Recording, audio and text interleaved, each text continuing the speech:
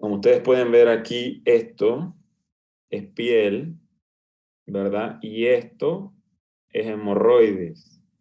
Esto tiene mucosa, o sea que viene de adentro. Esto, que es piel, es hemorroide externa y es importante que diferencien entre una hemorroide externa y una hemorroide interna.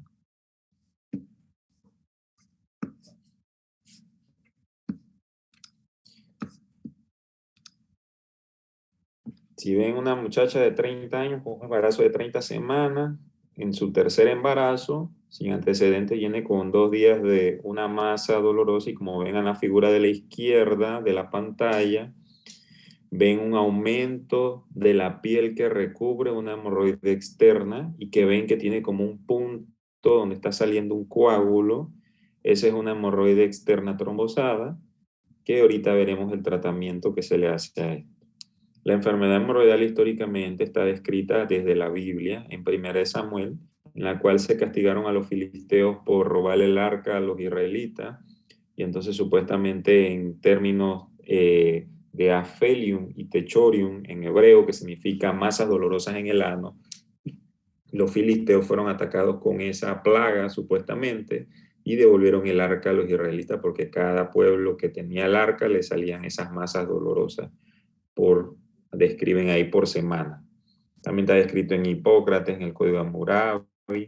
Y bueno, y actualmente el primer hospital de coloproctología que se creó en el mundo fue el Hospital San Mark de Inglaterra en 1835. Para el manejo médico de las hemorroides salieron los medicamentos flebotónicos que mejoran el retorno venoso hemorroidal en 1970 y veremos la actualidad, ¿verdad? Esta es foto del actual y si ustedes ven, hay diferentes guías, está la americana, está la europea, de manejo de enfermedad hemorroidal. Las hemorroides es el desplazamiento distal sintomático de los cojines anales normales. Todos nosotros tenemos cojines anales o almohadillas hemorroidales, una a izquierda y dos a la derecha. Esas almohadillas hemorroidales tienen tres componentes. Un componente que lo reviste, que si es externo es piel y si es interno es mucosa. Adentro hay un estroma con tejido vascular y músculo liso y tejido de gap junction, de anclaje. Y tiene unos ligamentos que se llaman ligamentos de Treitz o un tejido conectivo de anclaje.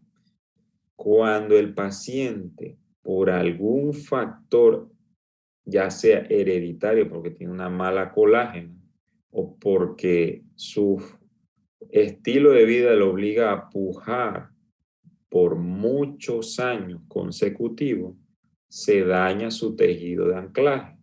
Y eso ocurre un desplazamiento distal que se vuelve sintomático y entonces dice el paciente, me acaban de salir hemorroides. Pero no es que no tenía hemorroides, es que ahora tiene una enfermedad de sus hemorroides. Normalmente a nosotros nos llega el bolo fecal. El bolo fecal generalmente debe ser ese Bristol 4, bolo fecal completo. Para hacer un bolo fecal completo, el paciente tiene que ingerir aproximadamente entre 25 a 35 gramos de fibra y ablandar esas heces. Para ablandar esas heces, debe por lo menos consumir 8 vasos de 8 onzas, o sea, 2 litros por día, de las cuales 7 onzas la va a absorber el organismo y 1 onza el cuerpo lo va a utilizar para hidratar las heces. Entonces, cuando llega el bolo fecal, crea un estímulo parasimpático y simpático en el cual le avisa al cerebro por receptores de que hay un aumento de la presión rectal e involuntariamente va a haber una hipertonía del esfínter, que cuando me llega la señal hay una hipertonía entonces voluntaria con el esfínter anal externo. Eso nos va a dar la sensación de querer ir al baño y entonces vamos a ir al baño y cuando vamos a ir al baño vamos a hacer una maniobra de Valsalva, vamos a aumentar la presión intraabdominal e intratorácica y si en el peor de los casos hasta aumentar la presión de los músculos de la cara, que son como para hacer todavía más Valsalva. y se debe haber un aumento, entonces va a haber una contracción, un ordeñamiento del recto, pero va a haber una relajación de los esfínteres anales y del músculo puborectal, que va a hacer que haya una apertura del ano y entonces debo culminar con una eliminación completa del bolo fecal. Si el bolo fecal es en fragmentos, voy a tener que hacer esto varias veces y ahí las personas se pueden lastimar. Entonces, todo lo que altere esta fisiología es lo que puede originar una patología anorrectal, que es lo que estamos discutiendo en esta conferencia.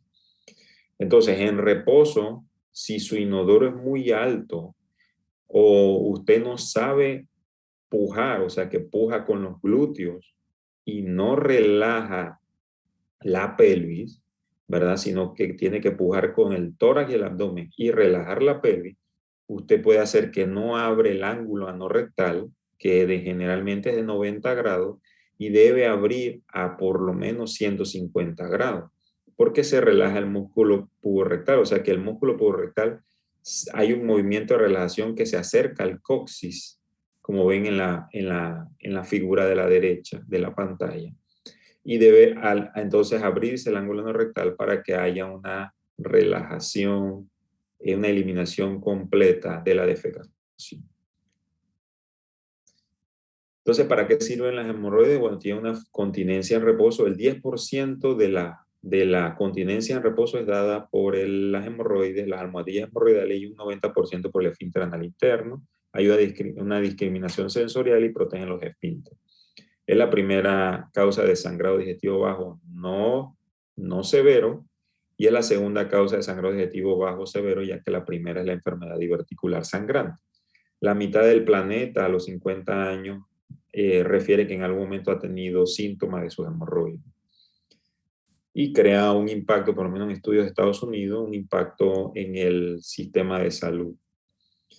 Es más frecuente según la estadística americana, en caucásico, en estatus socioeconómico alto, igual en ambos sexos. Generalmente la incidencia es más entre los 45 a 65 años, y un 50% de las veces el diagnóstico es mal utilizado.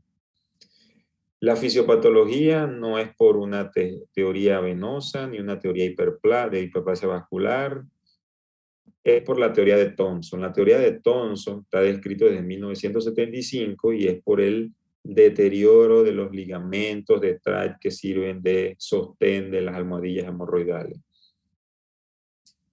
Entonces, más o menos, este es un diagrama que yo he creado de la fisiopatología, que es que hay un deslizamiento por un daño en la colágena del sostén de las hemorroides que crea una dilatación vascular. Hay una hipertonía del esfínter anal que puede contribuir a todo esto, y esto va a entrar en un círculo cerrado donde va a empeorar el deterioro de la colágena, porque voy a tener que pujar más. Va a haber ruptura muscular. Esto va a llevar al aumento de las metaloproteinasas que están en la matriz celular, la metaloproteinasa tipo 2 y 9, que lleva a una actividad angioproliferativa, que del otro lado va a haber una trombosis vascular con dilatación, va a haber una angiogénesis que va a llevar a una hipervascularidad, y va a haber un aumento, un desbalance del óxido nítrico con la prostaciclina y los radicales de oxígeno, y todo esto va a llevar a una respuesta inflamatoria. Entonces, para corregir este problema tenemos que corregir la parte mecánica, que es el deterioro de la colágena, que tiene que ver mucho con la valsalva, con la relajación del esfínter, que es la hipertonía. Hay que relajar el esfínter, y hay una parte vascular, que es lo que hacen los flebotónicos. ¿Cómo se clasifican las hemorroides? En internas y externas o mixtas. Internas si están por arriba de la línea dentada, su origen, y externas si están por debajo. Si está por arriba de la línea dentada, no hay sensibilidad somática. O sea que por eso las internas no son dolorosas y no son sangrantes, y las externas son muy dolorosas y no son sangrantes. Se clasifican las internas según la clasificación de Goliger: internas grado 1 que no se prolapsan, y las grado 2 son prolapsos que se reducen espontáneamente, grado 3 son prolapsos que el paciente se tiene que reducir manualmente, y las grado 4 son como las que vieron en la foto de inicial, que están afuera, incluyendo mucosa afuera, porque son hemorroides internas grado 4. La causa es multifactorial, el estreñimiento, diarrea, pues, familias, hay estudios donde en Europa de familias por un deterioro en la colágeno, donde se deteriora más rápido, un problema de retorno venoso, postura, obstrucción en el retorno venoso, aumento de la presión intraabdominal como en el embarazo. La clínica, bueno, da dolor, sangrado, comezón, prolapso y manchado. El tiempo de evolución, bueno, hay que preguntar cuánto tiempo tiene. Si usted le llega a un paciente que dice que le duele el ano más de una semana, probablemente no sean hemorroides, porque las hemorroides externas se inflaman y pueden durar el dolor máximo una semana. Pero después de una semana, la hemorroide externa, a pesar de que todavía sigue con aumento del edema de la piel que se inflamó, pero ya no va a ser doloroso. Mientras que si es un sangrado, puede ser un sangrado crónico. Entonces hay que preguntar mucho si ha tenido cuadros similares, si el sangrado es rojo brillante o si es rojo oscuro o vino o negro, si hay antecedentes personales, si hay antecedentes familiares, si ha tenido partos y si en los partos se desgarró y tuvo una episiotomía, eso es importante, ya acuérdense que las hemorroides sirven para la continencia. Si yo voy a hacer una cirugía de hemorroides de una paciente que tiene un desgarro del esfínter, puede ser que la remoción de su tejido hemorroidal pueda ser el empeoramiento de un problema que lo tiene desapercibido. Si ha sido operada de algo en el ano, y hay que preguntar cómo es su continencia. Hay que preguntar cómo son sus heces también. Entonces, según el grado de las hemorroides internas, las externas sabemos que dan dolor y si se inflama, va a dar una masa muy dolorosa y sensible. Y las hemorroides internas, la sintomatología puede ir según el grado. Como ven, el grado 1 prácticamente es un sangrado indoloro porque no se prolapsa. Pero el grado 2 sí pueden prolapsarse y como es mucosa, que tiene algo de bacterias adentro, puede dar comezón y puede dar sangrado indoloro. Las grado 3, además de dar comezón y sangrado indoloro, puede dar un liqueo de moco o de heces, puede dar un manchado. Y las grado 4, como están prolapsadas totalmente afuera y eso crea que el esfínter se ponga más hipertónico, pueden dar, además del sangrado, puede dar dolor si se prolapsa mucho y puede dar el síntoma de la grado 3. Es importante la historia clínica, el examen físico. Usted primero tiene que hacer una inspección antes de hacer un tacto rectal. Al paciente hay que ver el ano. Si usted no ve el ano y mete el dedo primero, está cometiendo un error porque puede estar lastimando al paciente si tiene una fisura y me estoy equivocando. Porque uno inspecciona si hay condilomas afuera, si tiene una fístula, que eso lo puedo ver con la inspección, si hay una fisura. Uno le pide que empuje un poquito para ver si el ano abre bien, si no abre nada, puede ser que tenga una hipertonía, todo eso hay que inspeccionarlo.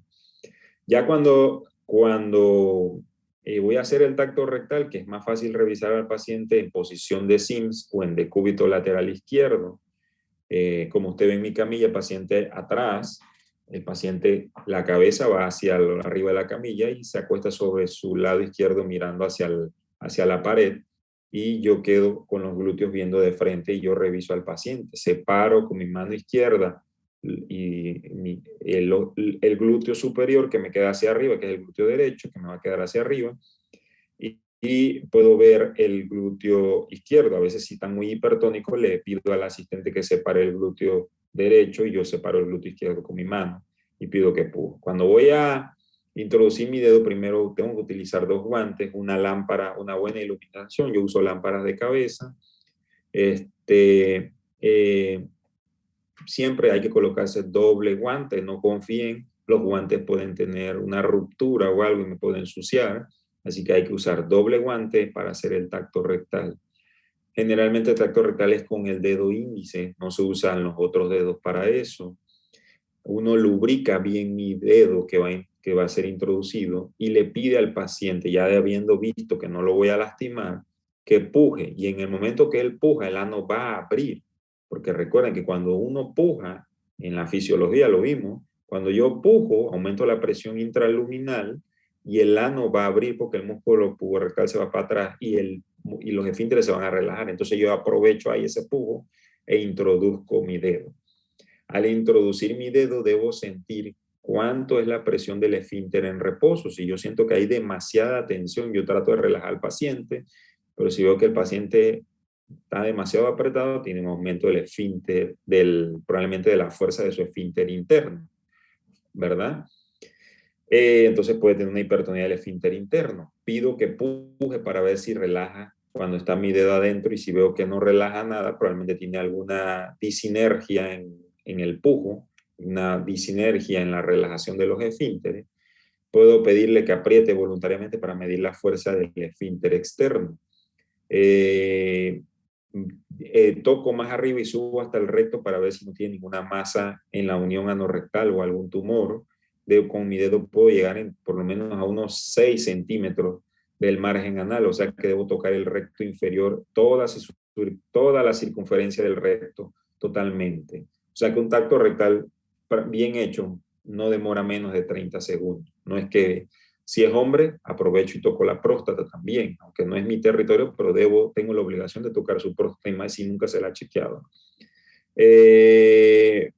Valoro sensibilidad rectal y puedo tocar el músculo puborectal, y hay pacientes que sufren de dolores en el músculo puborectal y esa es la causa de su dolor. Si después del tacto rectal no me queda claro el problema, hago una anoscopía. La anoscopía es que introduzco en la diapositiva, en la figura de arriba, ese es un anoscopio, lo lubrico nuevamente, le pido que puje, introduzco el anoscopio y con la lámpara veo que retiro el ferulizador del anoscopio, y como ven, ese anoscopio tiene una abertura que la voy rotando y ahí puedo ver las hemorroides, si se prolapsan o no, y ahí puedo clasificar las hemorroides según el grado que estoy viendo en la anoscopía. Ya si el paciente tiene menos de 45 años y no me crea ninguna duda de cáncer o enfermedad inflamatoria intestinal, le hago una rectosigmoidoscopía si el síntoma era sangrado, y más si voy a hacer algún procedimiento no médico, o sea, un procedimiento quirúrgico o de oficina.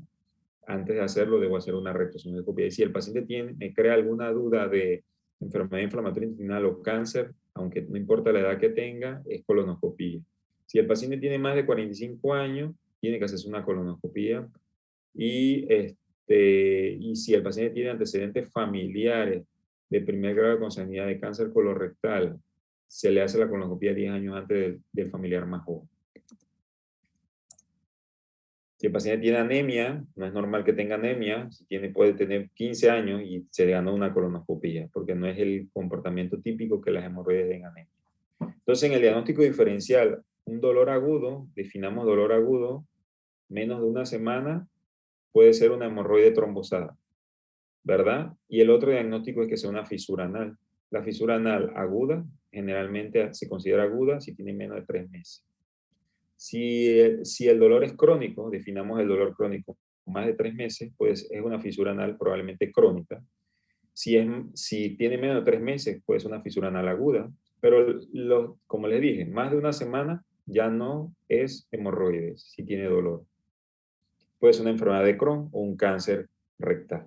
Si es sangrado, van a ser hemorroides internas, o como vieron en la figura de la hemorroide externa trombosada, que la paciente el coágulo ya se le quiere drenar espontáneamente, puede ser una trombosis hemorroidal externa que se esté autodrenando espontáneamente. ¿Qué otra cosa dan sangrado? Fisura, pero la fisura no da sangrado sin dolor, así que si hay dolor y sangrado, tengo que pensar en fisura. Puede ser un pólipo o un cáncer. Si me da comezón o descarga, va a ser una hemorroide que se prolapsan, y las hemorroides que prolapsan van a ser las grado 2, grado 3 o grado 4.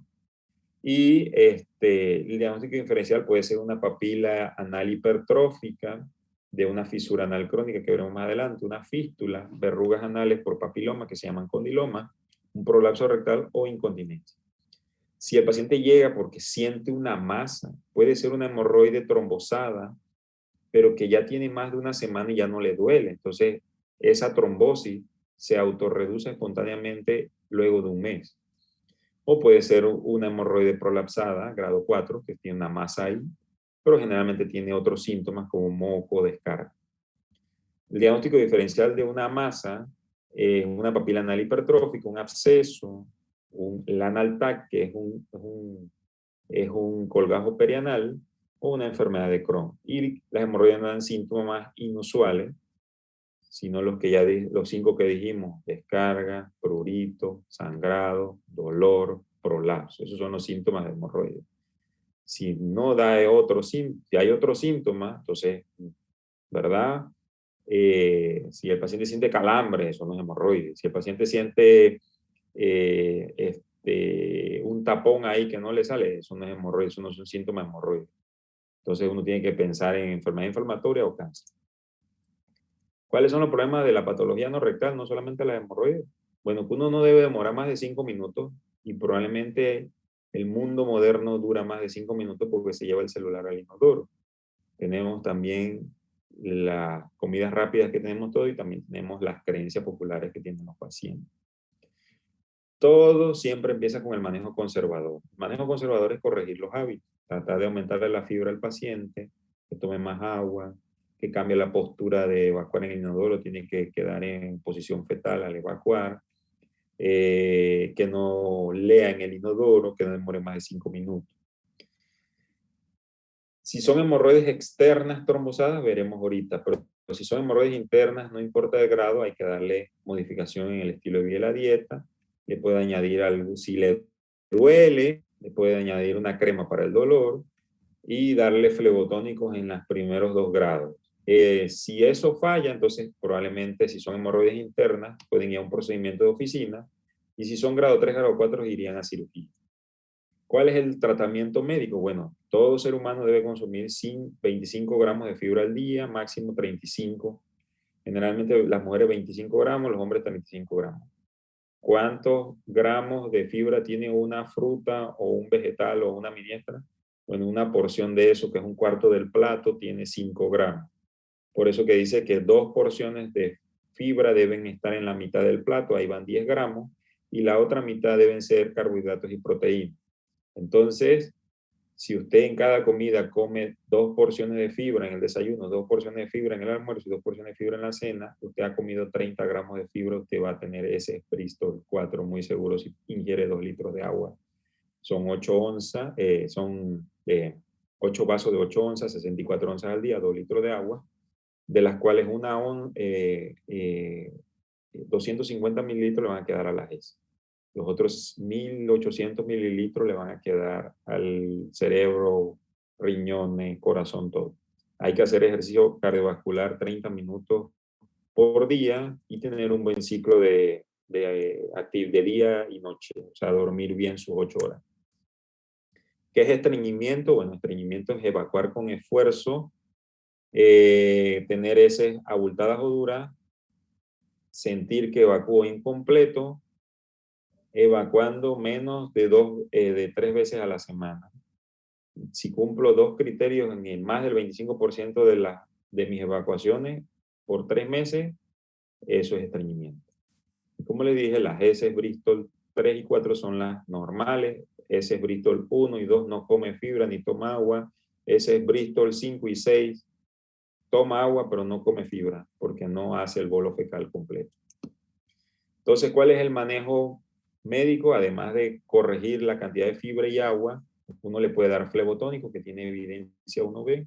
Las cremas no tienen evidencia, pero si el paciente tiene dolor, usted le puede dar una crema para el dolor. Pero si usted está mandando crema hemorroidal porque se le prolapsa, porque le genera moco, porque le sangra, la crema no sirve para eso. La crema tiene lidocaína, que es un anestésico tópico. La crema sirve si le duele. Si no le duele, no tiene indicación la crema. Y el dolor de una hemorroide no dura más de una semana. ¿Ok? La crema no va a hacer que se desinflame más rápido la hemorroide. Los corticoides que tienen las cremas en el tejido de recubrimiento de la hemorroide lo que da es una anitis química por corticoides más de 5 días. Por lo tanto, las cremas no tienen evidencia. Los baños de agua tibia, bueno, el agua tibia es un relajante muscular y usted, si el paciente tiene, vimos que hay 3 componentes, una hipertonía, un problema de pujar mucho por falta de fibra y agua que deteriora la colágeno, ¿verdad? Y tiene un tema vascular. El tema vascular es con el flebotónico.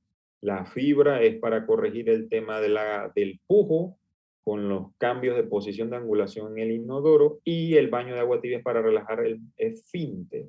Y eso sí hay que mandárselo al paciente, y más si en examen físico vi que tiene hipertonía de esfínter. Lo de usar sábila y usar Vic y usar poco de cosas que se pone la gente ahí no tiene evidencia.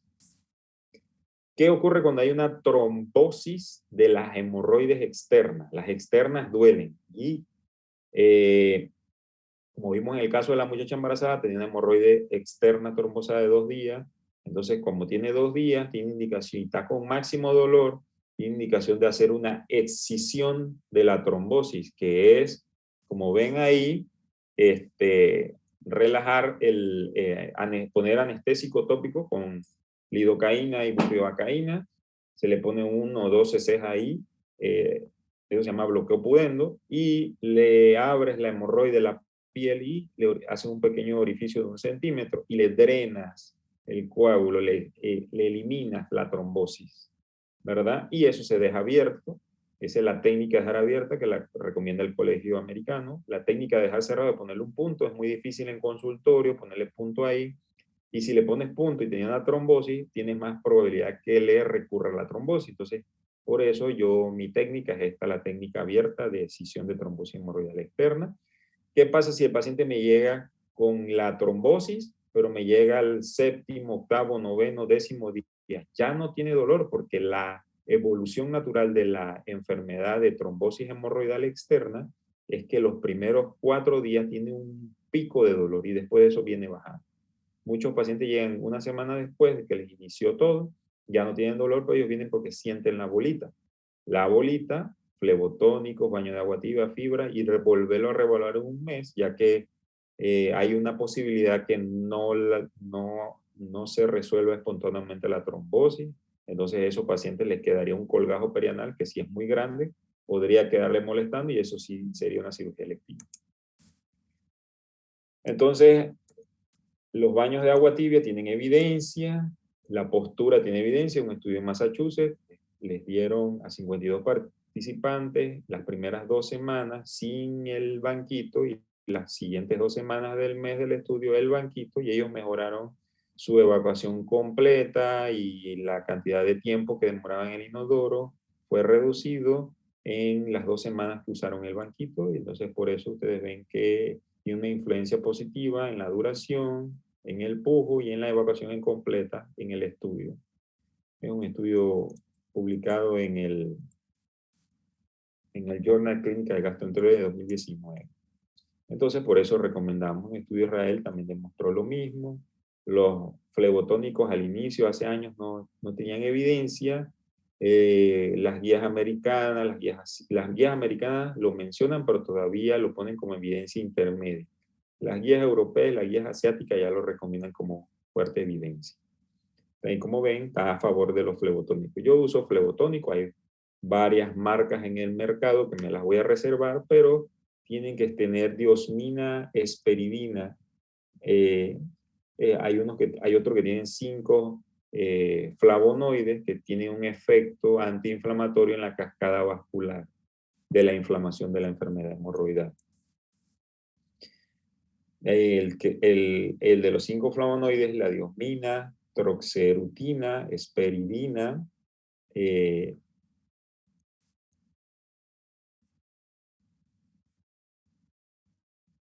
y se da más o menos a dosis de mantenimiento de 1 gramo por día del flebotónico. Y si el paciente está en crisis, se recomienda dar 1 gramo del flebotónico 3 veces al día los primeros 4 días, y los siguientes 3 días de la primera semana se baja a 2 gramos por día, y de ahí se continúa a dosis de mantenimiento las siguientes 7 semanas, de las 8 semanas, porque son 2 meses, a 1 gramo por día. O sea que si está en crisis, ¿qué quiere decir que está en crisis? Que tiene una trombosis hemorroidal, que ya quizás no le, porque si le duele hacemos excisión, pero digamos que ya no le duele, o el paciente le duele pero no quiere hacerse la excisión, entonces yo le doy dosis de crisis, que es 3 gramos los primeros 4 días, 2 gramos los siguientes 3 días y 1 gramo por día las siguientes 7 semanas. Y son 8 semanas de tratamiento. ¿Quiénes deben ir al coloproctólogo por tema hemorroidal? Bueno, muchas veces en el Santo Tomás nos llegan pacientes que tuvieron un sangrado por una hemorroide interna, grado 1, 20 años. El médico le dio un tratamiento y a las 5 días se mejoró. Y el paciente llega 3 meses después a eso y tiene un ano normal. Y viene a gastar una cita por una hemorroide grado 1. En realidad, los coloproctólogos solamente deberíamos ver las hemorroides mixtas o las hemorroides grado 3 o grado 4 porque son candidatas a cirugía. Las hemorroides internas, grado 1, grado 2, grado 3, que son refractarias al tratamiento médico porque se les puede hacer un procedimiento de oficina como la ligadura, o los pacientes que tienen más de 45 años.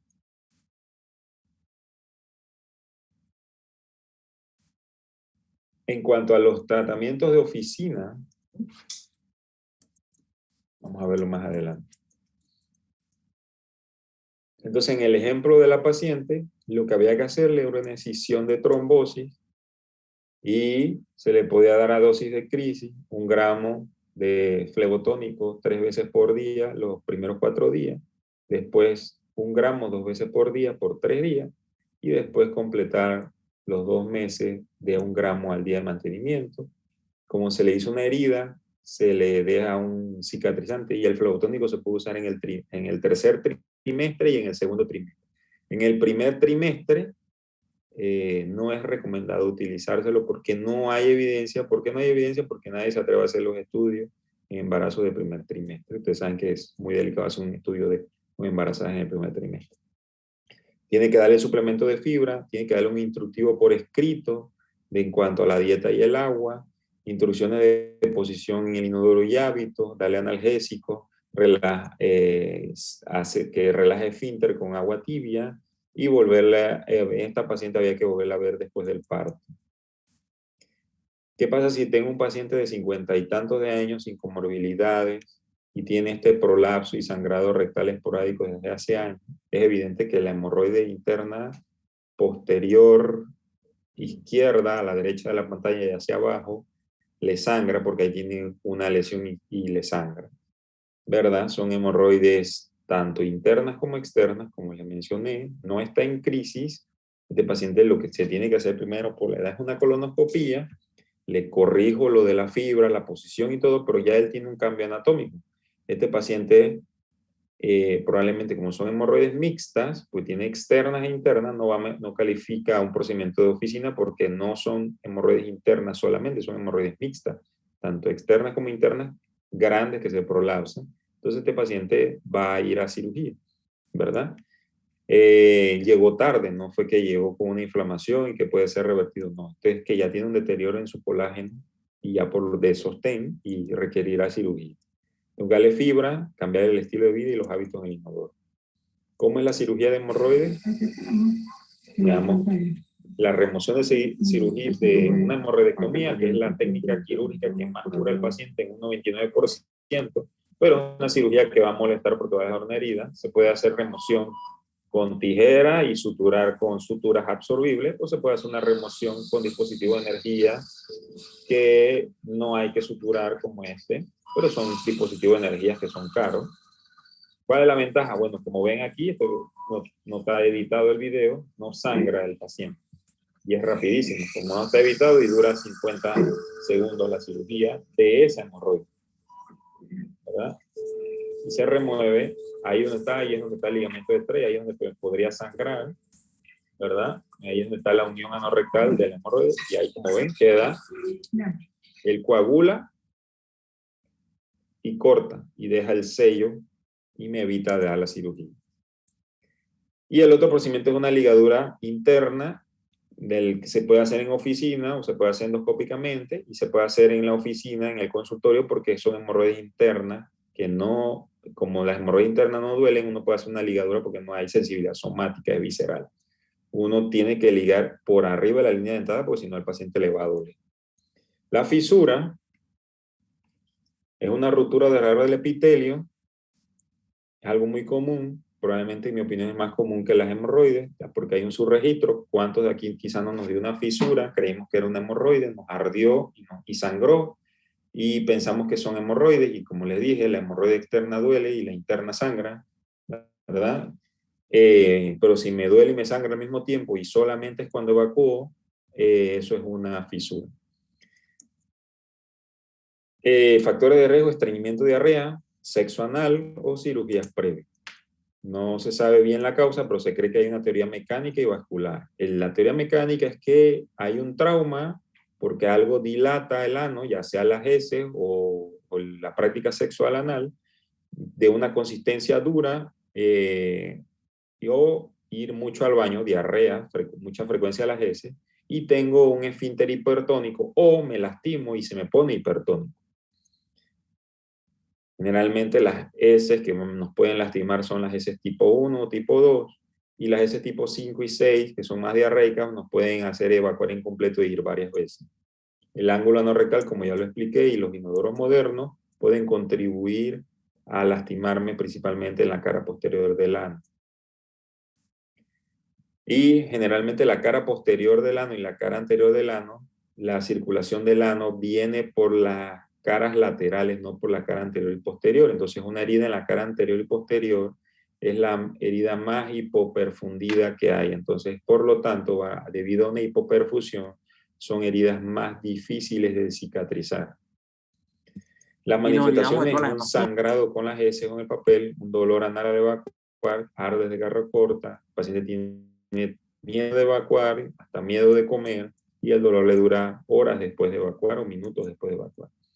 El diagnóstico es simplemente con la inspección. La anoscopía no es necesario para diagnosticar una fisura, pero si la hace, habría que... Yo nunca he hecho una anoscopía con una fisura, porque el paciente probablemente no regresaría más nunca conmigo y no le haría tacto rectal, pero si lo hago, lo más seguro voy a sentir que tiene una hipertonía del esfínter. Se clasifican en fisuras anales agudas o crónicas, o fisura anal típica o atípica. La fisura anal aguda, como le dije, tiene menos de 3 meses, bordes limpios, como ven en el dibujo, la base va a estar eritematosa y tiene hasta 90% de probabilidad de curarse con manejo médico. Mientras que la fisura crónica va a tener la tríada de Brody, que es lo que ustedes ven ahí. Tiene un colgajo centinela, que los pacientes creen que es una hemorroide, y es pura piel, es puro colgajo, es puro ectodermo. No hay tejido hemorroidal adentro, no tiene tejido vascular ni músculo liso adentro, es pura piel hipertrófica, como un callo, ¿verdad? Porque has tratado de cicatrizar y ha hecho la fibrosis hacia la esquina del tejido cicatrizal. Le hace un colgajo anal externo y hace una hipertrofia de una papila anal, que todos tenemos papilas anales imperceptibles, pero es hipertrofia de ese tejido, y la fisura se va profundizando y va a quedar el esfínter anal interno expuesto. Estas fisuras generalmente tienen solamente 1/3 de posibilidad de curarse con tratamiento médico. Si el colgajo perianal tiene más de 6 meses de evolución, eso es un predictor del fracaso del tratamiento médico, y eso es mejor decirle al paciente: hay que operarse de salida. Ahí ven la tríada de Brody, una papila anal hipertrófica dentro, un colgajo anal y en medio la fisura. La fisura anal típica es la que se hace por trauma, porque hay una hipertonía del esfínter, ya sea porque me lastimé o porque ya tenía la hipertonía y me lastimé y empeoró la hipertonía. 90% son posteriores y el 10% son anteriores, excepto en mujeres, que las mujeres por la disposición anatómica del esfínter se pueden lastimar anterior al doble de los hombres. Y generalmente solamente en 1% es una fisura anal doble, y ahí habría que hasta investigar por trauma por sexo anal. La fisura anal atípica es la fisura anal generalmente de personas que practican sexo anal, que tienen VIH o que tienen alguna enfermedad de transmisión sexual. Generalmente no tienen hipertonía, son anos hipotónicos, son fisuras laterales y son fisuras que hay que investigar. También pueden ser fisuras por enfermedad de Crohn, no necesariamente por práctica sexual. Y cuando son laterales, como ven aquí, hay que investigar por Crohn, sífilis, tuberculosis, leucemia, cáncer, VIH. El tratamiento médico es el mismo de las hemorroides: fibra, agua, cambiar la posición, pero aquí sí hay una crema que es exitosa y es la clave del manejo, que es una crema que tenga un relajante muscular.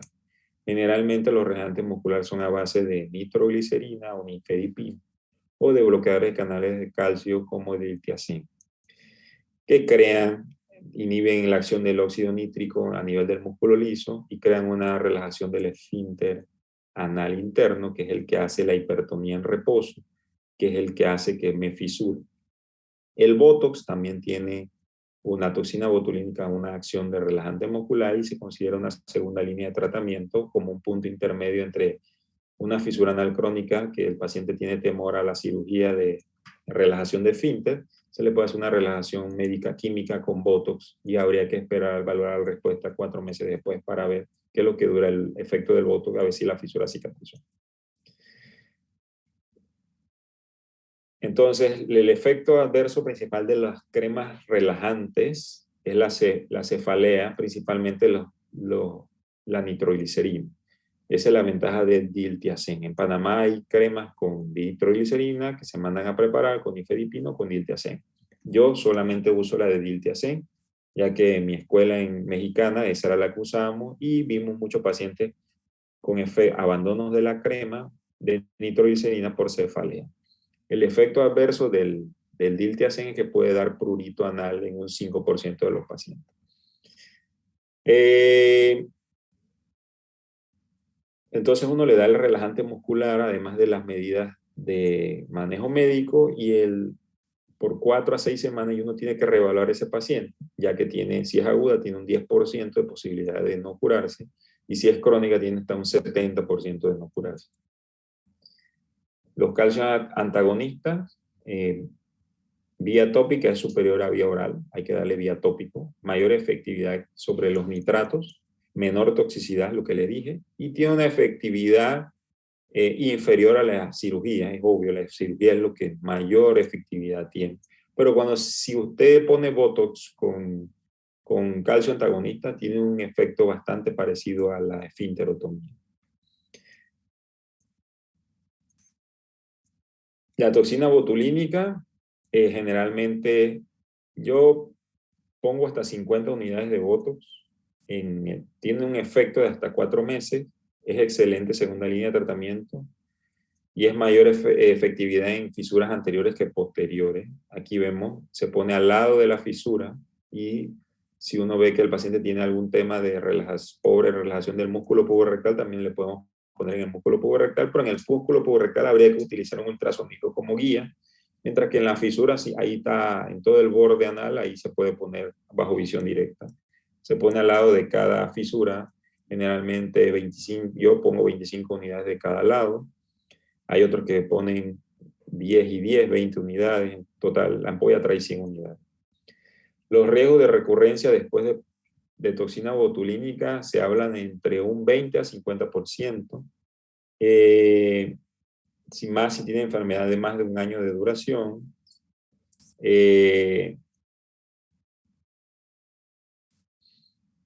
Como les dije, utilizar crema tópica con toxina botulínica tiene un mayor efecto todavía. Y el tratamiento quirúrgico se le reserva a los pacientes que son refractarios al tratamiento médico con crema relajante o con toxina botulínica. Antes se usaba la técnica quirúrgica de dilatar el ano, que era introducir los dedos, dilatar y después introducir los otros y dilatar hacia los sentidos laterales y sentido anterior y posterior. Pero eso tenía un 50% de incontinencia y por eso hay desuso.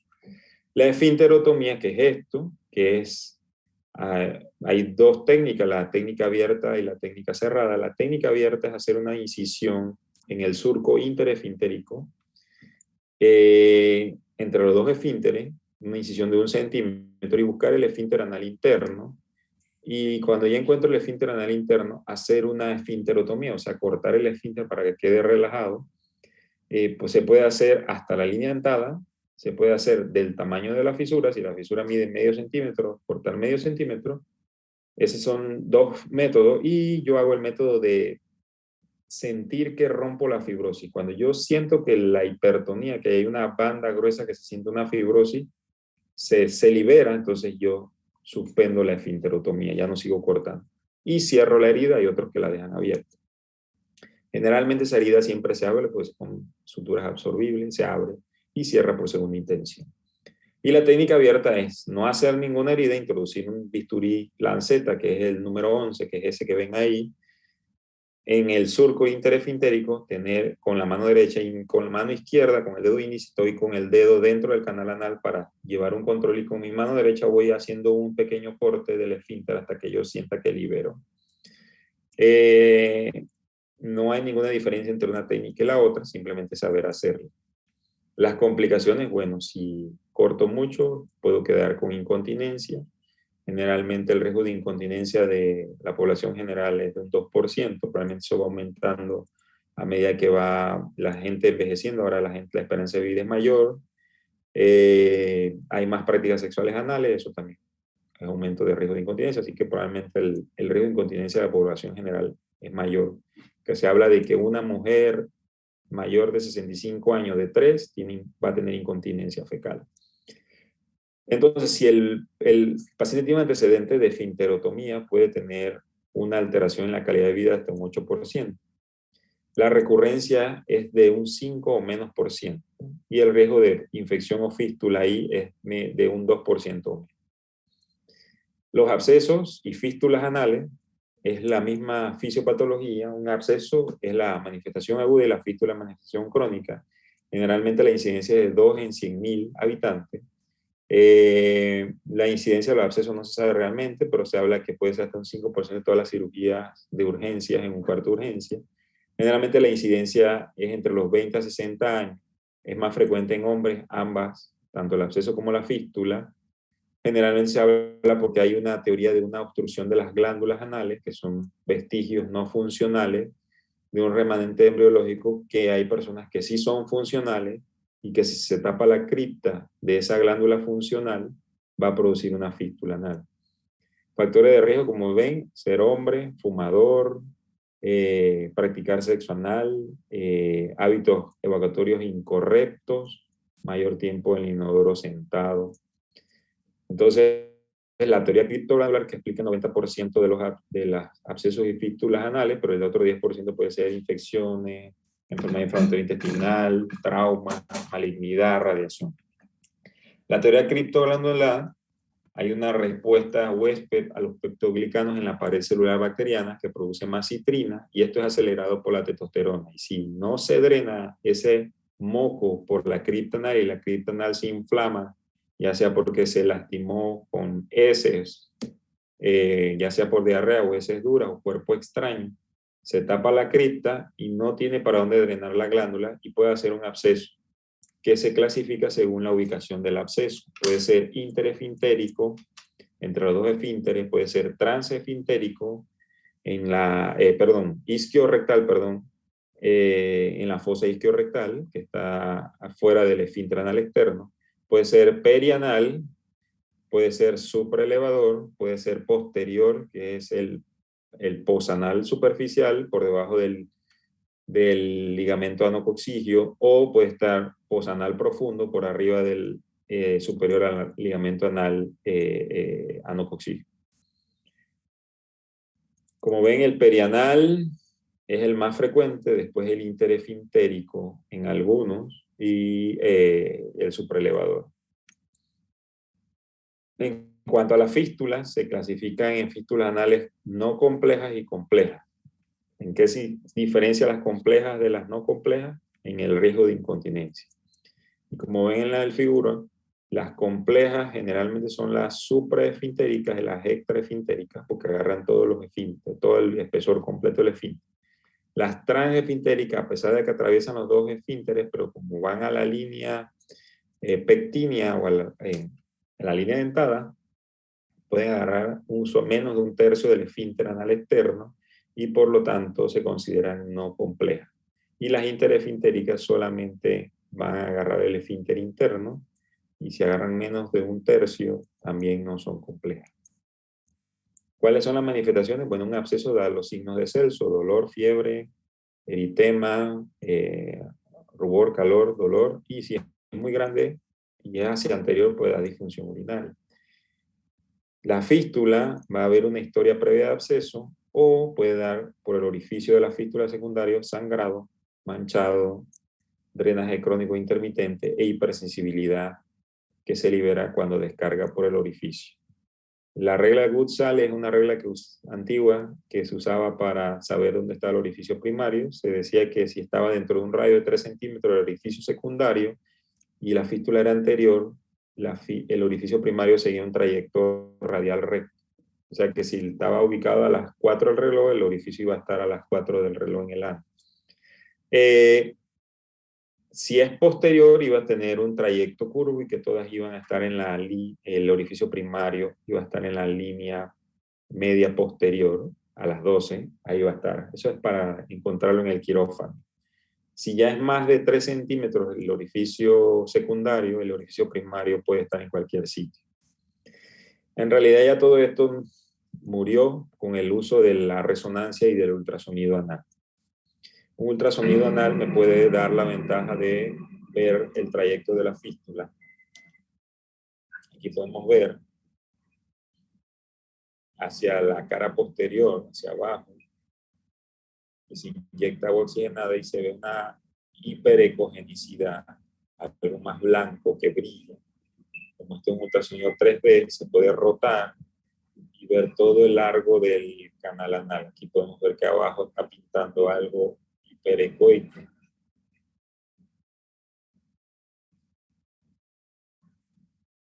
Que empezó a ir interefintérico, vamos a ver. Ahí lo rotamos. La línea negra es el esfínter anal interno y la línea blanca fuera del esfínter anal interno es el esfínter anal externo. Y aquí podemos ver un orificio primario a 11 milímetros del margen anal, que solamente involucra el esfínter anal interno, una fístula interefintérica posterior.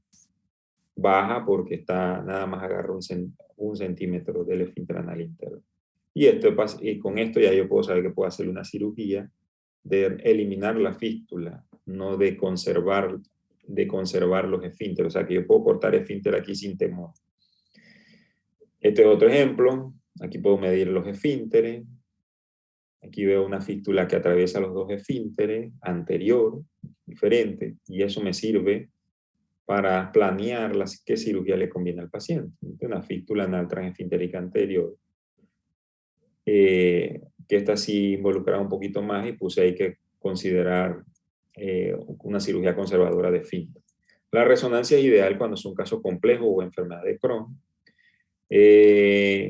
Y generalmente no hay un método solo que te dé el 100%, sino hacer un ultrasonido y ir al salón y corroborar lo del ultrasonido con lo que estoy viendo en el salón, que se llama revisión anal bajo anestesia, exploración anal bajo anestesia, o la resonancia, que 2 de estos 3 métodos combinados me da un 100% de certeza de cómo es la fístula. Si solamente utilizo un método, es un 10% menos. Cuando hay un absceso anal, como todo absceso, los abscesos anales no se dan antibióticos, sino que requieren drenaje, ¿verdad? Ahora que están en la época de la apendicitis, que quieren darle antibiótico a la apendicitis, quieren buscar problemas a la apendicitis, porque hay gente que tiene miedo de operarse y no se quiere operar, ¿verdad? Pero esos son tratamientos alternativos. El tratamiento gold standard es cirugía y el darle antibióticos a un absceso simplemente lo que va a hacer es volver al absceso más complicado y que drene espontáneamente y no que yo controle el drenaje y haga el sitio de drenaje más cerca del ano por si hace una fístula, haga una fístula pequeña. Mientras que si le doy antibiótico y explota el absceso, y eso puede hacer una explosión a 6 centímetros del ano y si hace una fístula, me va a hacer una fístula compleja. Entonces, lo ideal es drenaje, es la evidencia. ¿En quién yo daría antibiótico? En alguien que no pueda hacer un drenaje, en alguien que esté muy inmunosuprimido, un paciente que esté en SIDA, que no esté en condiciones, un paciente neutropénico, un paciente que tenga una neutropenia febril grave, es antibiótico y cuando recupere los neutros, entonces ahí le puedo hacer el procedimiento de drenaje. Hay métodos alternativos como punción y dar antibióticos, pero eso no da resultados alentadores, al contrario.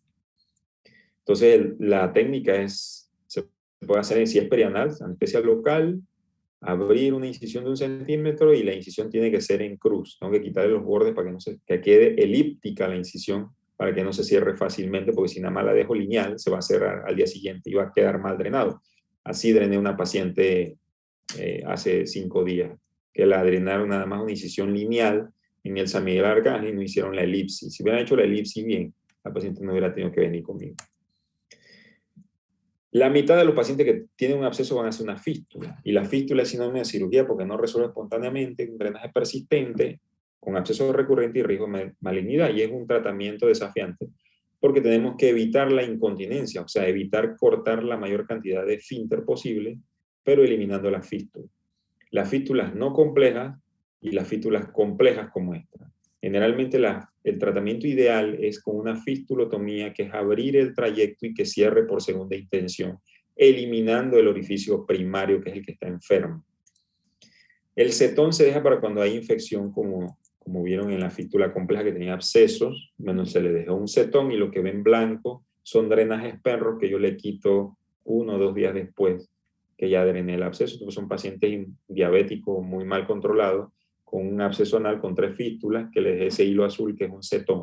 Cetón es cualquier hilo que puedas utilizar, de sutura, hule, plástico, lo que sea. Este es un paciente de 22 años, una semana, le estaban dando antibiótico. Como ven, el antibiótico ya quería drenar por ahí. El paciente tenía un absceso que no mejoraba con antibiótico, estaba con mucho dolor una semana a pesar de los antibióticos, y lo que tenía era un absceso con una fístula. Se le drena el absceso, se le deja el hilo porque tiene una fístula, se resuelve el absceso y después vamos por la cirugía de fístula. Se le hace un ultrasonido, se ve toda la anatomía del ano, y si es una fístula como esta, que es pequeña, se le puede hacer una fistulotomía. Otra patología que pueden ver es prurito anal. Este es un paciente con prurito anal porque se limpia mucho. Con el papel él mismo se lastima. Pero ustedes ven anterior, allá cerca del ano, tiene un colgajo perianal, ¿verdad? Pero el prurito es posterior. Pero si él tuviera así, con comezón allá, cerca del colgajo, yo podría pensar que el colgajo le deja remanente de ese y por eso le da comezón. Entonces, un colgajo, una fisura, una hemorroide, una fístula me puede dar un prurito anal. Entonces, yo tengo que descartar que no tenga las otras patologías que ya mencionamos para decir que es el papel o que es otra cosa.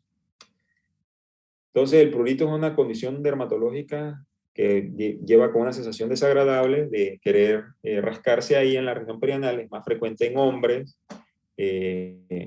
y generalmente entre los 40 a 60, y generalmente es por una evacuación incompleta, porque hay un escurrimiento. Yo evacúo, no termino, comienzo a caminar el resto del día y se escurre un poquito de moco o de heces y me queda ahí en el bordecito y eso me da una comezón. Se corrige cambiando los hábitos con fibra. También hay alimentos como los derivados del tomate, los picantes, los derivados de la Coca-Cola, el café en exceso, las nueces, chocolate. Eso también causa comezón porque aumenta la inhalación de la histamina, que da más comezón. Y las causas secundarias que mencionamos previamente.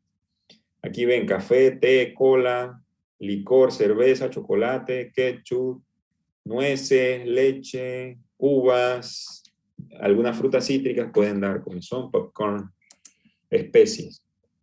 A diferencia de este paciente que tenía prurito, ven aquí, yo lo vi con esa comezón, pero me pareció atípico. Al inicio estaba usando una crema con corticoide, le mandé a parar la crema, volvió a ver en un mes.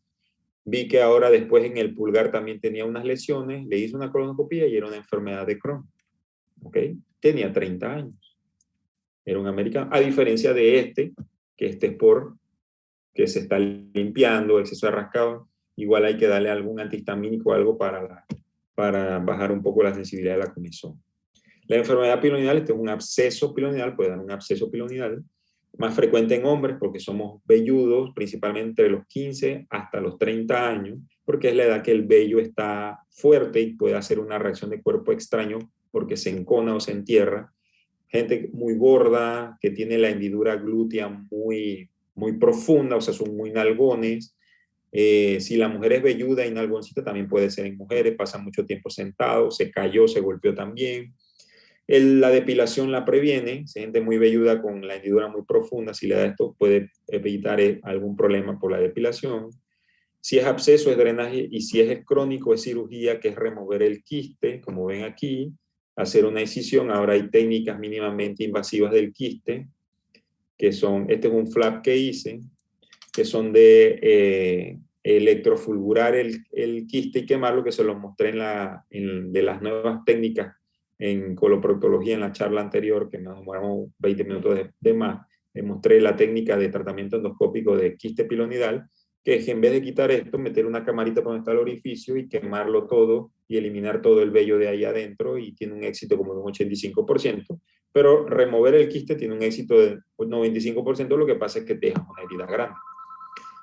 Las enfermedades de transmisión sexual han venido en aumento, pueden ser bacterianas, virales, parásitas, se maneja según la sospecha etiológica, a veces no sabemos, las pruebas no son muy sensibles y a veces das antibióticos y antivirales como tratamiento empírico. Los condilomas es la enfermedad de transmisión sexual más común, generalmente se tratan con crema, la crema más común es el imiquimod, el 5%, o la cirugía. Yo hoy en el Santo Tomás operé 2 pacientes VIH, practican sexo anal, jóvenes, inferior a los 25 años, con condilomas. ¿Por qué se le quitan? Porque pueden dar cáncer anal. Abstinencia sexual por el ano, evitar que tengan relaciones sexuales por el ano. En alguien que practica sexo anal, que su preferencia sexual es tener sexo por el ano, es un poco difícil, pero hay que tratar de aconsejarlo, que disminuya la frecuencia y que evite la promiscuidad, que también es algo que en muchos de ellos como hay un tema de promiscuidad excesiva, quizás porque están muy jóvenes y son hombres, probablemente hay una promiscuidad aumentada. Hay que descartar que no tengan VIH. Entonces, ¿cuál es lo que pasa? Que se ve cuando uno penetra el ano con el pene a una persona, uno está rompiendo la barrera protectora del ano, porque ese cierre hermético del ano es lo que lo protege. Entonces, como hay un trauma por un coito, va a romper la mucosa. Al romper la mucosa puede entrar cualquier virus, bacteria o parásito, ¿verdad? Y esto, si el paciente tiene como un VIH que tiene una respuesta inmunocelular inhibida, es más fácil que entre cualquier cosa. Por eso es más frecuente que haya proctitis por enfermedad de transmisión sexual en un paciente que tiene VIH. ¿Ok? Generalmente el herpes, la sífilis, el chancroide, el granuloma dan ulceraciones anorrectales. Ya si es una proctitis, uno tiene que estar pensando en clamidia, gonorrea, herpes virus o linfogranuloma venéreo. Ya si son enfermedades más altas como síntomas de colitis o enterocolitis, uno tiene que estar pensando en parásitos o bacterias como Shigella, Campylobacter, amebas, Yardia, Cryptosporidium, ¿no? Estos son verrugas anales. Esta es una paciente viejísima. Ella no es por VIH. Esta es una paciente lúpica que usa corticoides y está inmunosuprimida. Y bueno, el papiloma es algo endémico en la población que tiene vida sexual activa. Es por eso que las mujeres se tienen que estar haciendo Papá Nicolau desde que empieza su vida sexual activa. Porque cualquiera, no tiene nada que ver. Puede ser que se pasó el papiloma 1 o 2 paradas sexuales y ya te pagaron el papiloma y lo tienes, eres portador y no lo sabes. Simplemente tiene una buena inmunidad y no te va a dar ningún síntoma. Por eso que hay que estar, y generalmente los papilomas son benignos. Solamente hay como unas 10 cepas que son malignas. El 16 y el 18 que son los más famosos. Y la imiquimod que se le pone ahí, por esta paciente es quirúrgica. Este paciente también es quirúrgico, tenía los condilomas sobre las hemorroides y se los quitamos. El cáncer anal es poco frecuente, pero ha ido en aumento debido a que hay un aumento de enfermedades de transmisión sexual por papiloma, por condiloma, porque hay un aumento en la práctica sexual anal. Eso no hay que ser muy inteligente para saber que ahora se practica más sexo anal que antes. Y eso lleva a un aumento de las neoplasias en ano. Factores de riesgo de tener cáncer anal, bueno, practicar sexo anal, tener VIH, CD4 bajo, fumador, ser portador de virus papiloma, ser portador de varias cepas de virus papiloma, estar inmunosuprimido como los posttransplantados. Inicialmente es muy confundido por patología benigna, el carcinoma escamoso es el más frecuente, el diagnóstico es con una biopsia que se hace como si fuera al quirófano a tomar una biopsia, como si fuera una hemorroide, quitar un pedacito. Y si se confirma el diagnóstico, el tratamiento es quimio y radio y tiene un éxito hasta de un 90%, solamente con quimio y radio, pero deja secuelas, deja algo, el esfínter hipotónico, puede quedar con algo de incontinencia.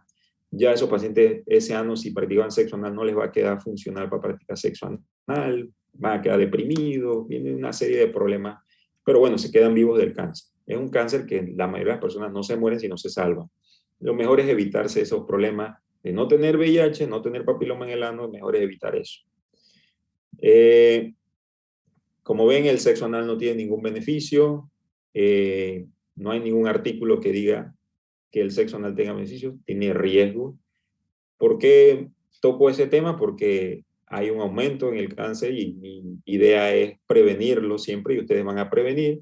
Aunque yo sea un hombre que le gusten los otros hombres y yo practique sexo por el ano, es como que yo sea fumador y trate de defender que el cigarrillo no es nocivo para la salud. El sexo anal es como el cigarrillo, es nocivo para la salud, independientemente de mi preferencia sexual. Lo que yo tengo que tener es una educación sexual y una responsabilidad sexual conmigo mismo y con mis parejas sexuales. Entonces, la prevención de este es la abstinencia sexual anal. Pero yo no puedo evitar que las personas, nadie puede evitar cuál es mi preferencia sexual. Eso es un tema más de psicología y religión, más que de un tema coloproctológico. Yo no le cambio la preferencia sexual al paciente, yo lo educo, que debe tener una educación y una responsabilidad sexual, que conozca sus riesgos y que él asuma sus riesgos si va a estar practicando sexo anal de forma indiscriminada e irresponsablemente. La vacuna puede tener un rol, pero solamente el máximo rol que tiene la vacuna es un 70% de prevención y antes de haber tenido relaciones sexuales. Ya cuando empecé vida sexual activa, me pongo la vacuna, eso redúzcalo a la mitad, o sea, un 35% de eficacia de prevención. Entonces, pero igual se les manda a colocar. Estos pacientes que tienen que estar haciéndose Papá Nicolau cada 2 años, si no es VIH, y si es VIH, tienen que estar haciéndose Papá Nicolau cada año por el riesgo de esto. ¿Y cuál es el riesgo? Cáncer anal, que tengan cáncer de ano. Entonces, concluyendo, la patología no rectal es una pandemia, tiene las causas multifactorial, cada tratamiento va dirigido a la causa, pero más o menos comer bastante fibra, tomar agua, tener buenos hábitos, es como el gold estándar de tratamiento. Siempre a todos los pacientes hay que darle tratamiento médico, el manejo quirúrgico es según la patología y los pacientes mayores de 45 años hay que hacerle colonoscopía. Si alguien tiene algún comentario, alguna duda de esta parte, son bienvenidos a sus... Entonces, allá hablamos de de cáncer anal. Ya saben que los factores de riesgo de cáncer anal, fumar, sexo anal, papiloma, inmunosupresión como VIH y eso. La mayoría de los cáncer anal que yo he visto han sido en personas que practican sexo por el generalmente es cáncer, el carcinoma es escamoso, pero ahí puede salir un melanoma, que es incurable, el melanoma, pero generalmente el que más vamos a ver es el carcinoma escamoso. El carcinoma escamoso se hace el diagnóstico, se estadia, se sabe si no está metastásico, generalmente da metástasis a pulmón y a hígado. También puede dar, como es ano y recto, pueden dar a hueso y cerebro, pero lo más común es pulmón, hígado. Y se le da quimio y radioterapia con mitomicina, 5-fluoracilo, y tiene hasta un 90% de respuesta favorable, un 10% no se curan y se van a morir, o sea que 1 de 10 personas que le dé cáncer anal va a morir de cáncer anal. Si el cáncer anal no se cura con la quimio y la radio, se le hace una cirugía de rescate que se llama resección abdominoperineal, que es quitar el recto y el ano, y el paciente quedaría con una colostomía del colon sigmoide para toda su vida. Eso se llama resección abdominoperineal. A diferencia del cáncer colorectal. El cáncer colorectal no es por sexo anal, no es por papiloma, no es por nada de esto. A diferencia del cáncer. El cáncer colorectal es generalmente por los factores que vamos a ver. Es un proceso, es como nací susceptible, o sea, tengo los genes, pero los genes se despiertan con un estímulo de estilo de vida. Ese estímulo generalmente es después de los 45 años. El acúmulo de esos estímulos hace que se despierten esos genes después de los 45 años. Pero hay personas que pueden nacer con un síndrome y que ese estímulo ya está activo desde temprana edad de su vida.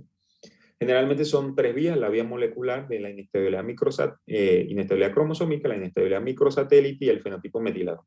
Generalmente la inestabilidad cromosómica lleva la secuencia pólipo cáncer, adenoma cáncer, que muta en 10 años. O sea que de una pared colónica normal hay una mutación primero del APC, después del KRAS y el P53, y esa mutación va llevando a que un pólipo crezca de forma indiscriminada y desarrolle un adenocarcinoma, que es el tipo más frecuente. Y esa secuencia dura hasta 10 años. Por eso que una colonoscopía, en realidad no son 10 años, entre 11 a 14 años, según los estudios. Y por eso que la colonoscopía se recomienda, si sale normal, cada 10 años, por la secuencia pólipo-cáncer.